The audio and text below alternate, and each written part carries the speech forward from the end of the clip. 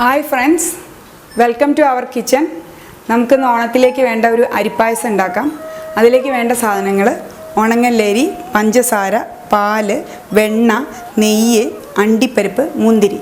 ഇതെങ്ങനെയാണ് ഉണ്ടാക്കേണ്ടതെന്നും എത്ര അളവ് വേണമെന്നുള്ളത് ഞാൻ ഉണ്ടാക്കുന്ന സമയത്ത് വ്യക്തമാക്കി പറയാം. ഞാൻ ആദ്യം നമ്മളൊരു നല്ല അടി കട്ടിയുള്ള ഒരു പാത്രം യൂസ് ചെയ്യണം, അല്ലെങ്കിൽ പാല് പെട്ടെന്ന് കങ്ങിപ്പോവും. ഇതിലേക്ക് 2 ലിറ്റർ പാലിൻ്റെ പായസമാണ് ഞാൻ കാണിക്കുന്നത്. 2 ലിറ്റർ പാലുണ്ട്. 2 ലിറ്റർ പാല് ഞാൻ ഇതിലേക്ക് ഒഴിച്ചു.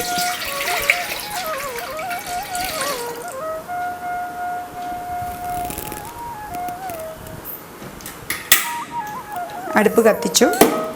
കുറച്ച് നേരം അടുപ്പത്ത് നിന്ന് പാല് നന്നായിട്ട് കുറുകിയതിന് ശേഷമാണ് നമ്മൾ അരി ഇടുന്നത്. അരിയിട്ട് പിന്നെ എന്താ ചെയ്യേണ്ടതെന്ന് അപ്പം പറയാം.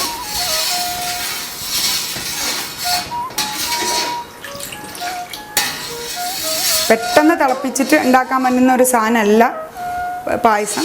പായസം എന്ന് പറഞ്ഞാൽ കുറേ നേരം നമ്മൾ അടുപ്പത്ത് വെച്ച് നന്നായി കുറുക്കി എടുക്കുന്ന ഒരു സാധനമാണ് പായസം.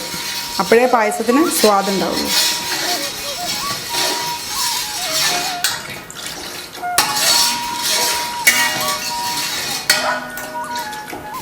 ഈ പാല് ഞാൻ ഏകദേശം ഇപ്പം അരമണിക്കൂർ നേരമായിട്ട് കുറുക്കിക്കൊണ്ടിരിക്കുകയാണ്. നന്നായിട്ട് കുറുകി വരുന്നുണ്ട് പാല്. അരി ഇട്ടിട്ടില്ല. അരമണിക്കൂർ പാല് നമ്മൾ 2 ലിറ്റർ പാലായിരുന്നു. ഈ 2 ലിറ്റർ പാല് അരമണിക്കൂർ നേരം കുറുക്കിയപ്പോൾ തന്നെ പാലിൻ്റെ ക്വാണ്ടിറ്റി കുറച്ച് കുറഞ്ഞു തുടങ്ങിയിട്ടുണ്ട്. നന്നായി കുറുകി വരുന്നുണ്ട് എന്നർത്ഥം. ഇനി നമുക്കിതിലേക്ക് ഉണങ്ങല്ലരി, ഏകദേശം 1.5 ഗ്ലാസ് ഉണങ്ങല്ലരി ഉള്ളത്.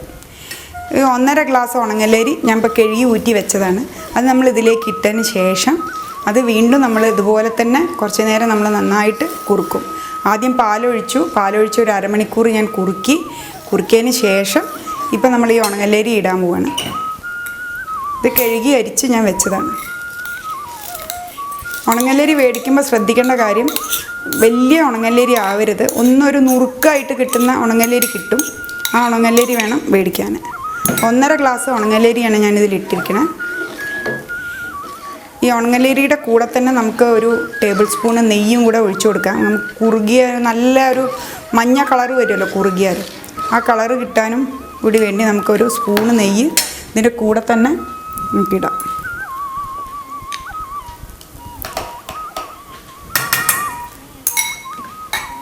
പിന്നെ അത് കഴിഞ്ഞതിന് ശേഷം അവസാനം നമുക്ക് കുറച്ചും കൂടെ നെയ്യ് ഒഴിക്കണം. ഫൈനലി നമുക്ക് ബട്ടറും ഇടണം. ഇനി ഇത് കുറച്ച് നേരം നമുക്ക് നന്നായിട്ട് അരി ഇല്ലാണ്ട് വേവരുത്. ഒരു പ്രത്യേക ഒരു എന്താ പറയുക, ഉള്ളരി കടി നിന്നതിന് ശേഷമുള്ള ആ ഒരു നല്ല പരുവത്തിൽ നമുക്ക് നിർത്തണം ഈ വേവ്. ആ സമയത്ത് നമുക്ക് പഞ്ചസാര ഇട്ട് കൊടുക്കണം. പഞ്ചസാര ഇട്ട് കഴിഞ്ഞാൽ പിന്നെ ഇത് അരി വേവുന്നതാണ് നിൽക്കും. കുറച്ച് നേരം നമുക്കിത് അരി ഇട്ടതിന് ശേഷം അരി വേവുന്നത് വരേക്കും കുറുക്കിയെടുക്കാം. നമ്മൾ അരി ഏകദേശം നന്നായിട്ട് വെന്ത് വന്നിട്ടുണ്ട്. പക്ഷേ അരി നിങ്ങൾക്ക് കാണാം, അല്ലാതെ വെന്തിട്ടില്ല. ഒരു നല്ല ആ സ്ക്വയർ ഷേപ്പ് തന്നെ ആവശ്യത്തിന് വെന്ത് കഴിഞ്ഞിട്ടുണ്ട്. ഇനി നമുക്ക് പഞ്ചസാര ഇടുന്ന സമയം ഇത് ഏകദേശം 1.5 ടീക്കപ്പ് പഞ്ചസാര ഉണ്ട് ഇതിനകത്ത്. 1.5 ഇതിനകത്ത് ഇട്ടു. ഒരല്പം കൂടെ നമ്മൾ നേരത്തെ ഒരു ടേബിൾ സ്പൂൺ നെയ്യ് ഇതിൻ്റെ അകത്ത് തുടക്കത്തിൽ ഒഴിച്ചിട്ടുണ്ടായിരുന്നു. ഇനി നമ്മൾ 1 ടേബിൾ സ്പൂൺ നെയ്യും കൂടെ ഇതിലേക്ക് ഒഴിക്കുകയാണ്. എന്നിട്ട് പഞ്ചസാര ഇട്ടിട്ടുള്ള നമ്മുടെ അവസാനത്തെ കുറുക്കാണ്. നമ്മൾ മൊത്തത്തിൽ 2-3 പ്രാവശ്യമായിട്ടാണ് കുറുക്കിയെടുത്തത്. ആദ്യം പാലൊഴിച്ചു, 2 ലിറ്റർ പാലൊഴിച്ചു. ഏകദേശം ഒരു 10-20 മിനിറ്റ്, അരമണിക്കൂറോളം നമ്മളിത് ഇട്ട് കുറുക്കിയതിന് ശേഷം നമ്മൾ അരി ഇട്ടിട്ട് ഏകദേശം ഒരു 7-8 മിനിറ്റ് നമ്മൾ പിന്നെ വേവിച്ചിട്ടുള്ളൂ. അപ്പോഴേക്കും നമ്മൾ അരി ഏകദേശം വെന്ത് തുടങ്ങിയ സമയത്ത് ഇപ്പം നമ്മൾ പഞ്ചസാര ഇട്ട് കഴിഞ്ഞാൽ പഞ്ചസാര ഇടുന്ന സമയത്ത് കുറച്ചും കൂടെ ഒന്ന് വെള്ളമാവും. അപ്പോൾ അത് പഞ്ചസാര ഇട്ടതിന് ശേഷം കുറച്ച് നേരം ഒന്നും കൂടി കുറുക്കേണ്ടതായിട്ട് വരുന്നുണ്ട്. അപ്പോഴേ ഈ പായസത്തിന് സ്വാദ് കിട്ടുള്ളൂ. പെട്ടെന്ന് ക്വിക്കായിട്ട് അടുപ്പത്ത് പാല് തിളപ്പിച്ച് പെട്ടെന്ന് അരി ഇട്ടു ഇങ്ങനെ വരുന്ന സമയത്താണ് പായസത്തിന് ആ ഒരു പെർഫെക്ഷൻ കിട്ടാത്തത്. ഇത് ഇങ്ങനെ ഉണ്ടാക്കുന്ന സമയത്ത് എന്തായാലും നല്ല ശരിക്കും നമ്മൾ ഒരു അമ്പലപ്പുഴയിൽ പോയിട്ട് ഒരു അമ്പലപ്പുഴ പായസം കുടിച്ച അതേ സ്വാദ് ഈ പായസത്തിന് തീർച്ചയായിട്ടും കിട്ടും. ഇനിയിപ്പോൾ പഞ്ചസാര ഇട്ടിട്ട് നമ്മൾ കുറച്ച് നേരം ഇങ്ങനെ ഇളക്കി കൊടുക്കും. നമ്മൾ പായസം ഏകദേശം ആയി തുടങ്ങിയിട്ടുണ്ട്. നമ്മൾ ശരിക്കും പറഞ്ഞാൽ നമ്മൾ ഒരു 45 മിനിറ്റ്സ് ആണ് ടോട്ടൽ ഈ പായസം ഉണ്ടാക്കാൻ വേണ്ടി നമ്മൾ സ്പെൻഡ് ചെയ്ത ടൈം. അതിൽ ആദ്യത്തെ ഒരു 20 മിനിറ്റ് നേരം പാല്, 20 അല്ല 30 മിനിറ്റ് നേരം നമ്മൾ പാല് നന്നായിട്ട് ഉരുക്കി. അത് കഴിഞ്ഞ ശേഷം അരി ഇട്ടിട്ട് ഒരു 7-8 മിനിറ്റ് നേരം നമ്മൾ വീണ്ടും അരി വേവുന്ന ടൈം വരെയും. അത് അരിയുടെ വേവിനനുസരിച്ചിരിക്കും. ചില അരി ചിലപ്പോൾ കുറച്ച് വേഗം വേവായിരിക്കും, ചിലത്. ആ ഒരു അരിയുടെ ആ കറക്റ്റ് വേവ് ടൈമിൽ തന്നെ നമ്മൾ പഞ്ചസാര ഇട്ടു. പഞ്ചസാര ഇട്ടിട്ട് ഇപ്പോൾ ഒരു 5 മിനിറ്റ് ഞാൻ വീണ്ടും നന്നായിട്ട് കുറുക്കി. അപ്പോൾ പായസം നന്നായി റെഡി ആയിട്ടുണ്ട്. ആദ്യം ഒരു ടേബിൾ സ്പൂൺ നെയ്യ് ഒഴിച്ചു.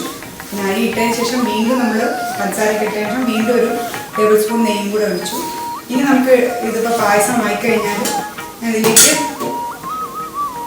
ഒരു 2-3 അണ്ടിപ്പരിപ്പ് ഞാൻ ഇതിലേക്ക് ഇടണം.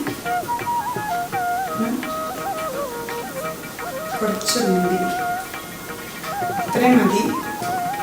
ഒരുപാട് അണ്ടിപ്പരിപ്പ് മുന്തിരിയുടെ ആവശ്യമില്ല.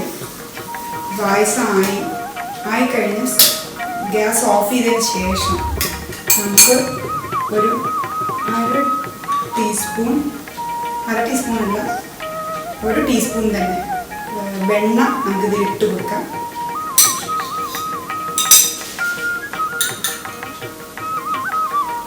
വെണ്ണ ഇട്ടതിന് ശേഷം അത് നന്നായിട്ട് ഇളക്കാം. പായസം റെഡിയായി. ഇനി ഒരു സർവിങ് ബൗളിലേക്ക് മാറ്റിയതിന് ശേഷം അണ്ടിപ്പരിപ്പും മുന്തിരിയും ഇട്ട് നമുക്ക് ഈ പായസം ഒരു സർവിങ് ബൗളിലേക്ക് ഒഴിക്കാം.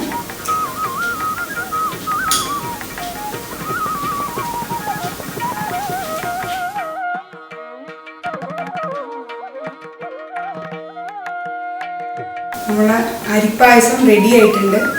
വളരെ ടേസ്റ്റിയാണ്. ഇപ്രാവശ്യത്തെ ഓണത്തിന് എല്ലാവരും ഈ അരിപ്പായസം ഉണ്ടാക്കി നോക്കുക. നല്ല ടേസ്റ്റ് ആയിരിക്കും.